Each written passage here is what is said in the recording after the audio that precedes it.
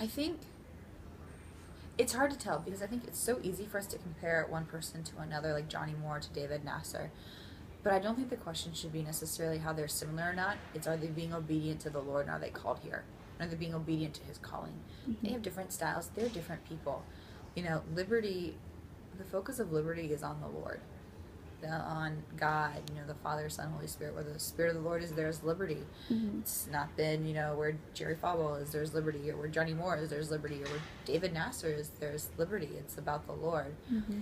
And I think that we need to not get so caught up in these distractions. I mean, it's hard. I love Johnny Moore. I really like David Nasser. Um, I think that I had a friend one time talk about holding things with open hands, Mm-hmm. because if you hold on to it too tight, if God, calls that somewhere else, or, you know, not for you to have it anymore, it's harder to let it go.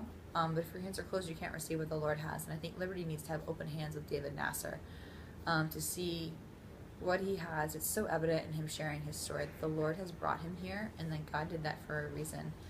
And I just have this feeling that God has so much in store for Liberty, and it's not to loving David Nasser doesn't mean that we loved Johnny Moore any less. Mm-hmm.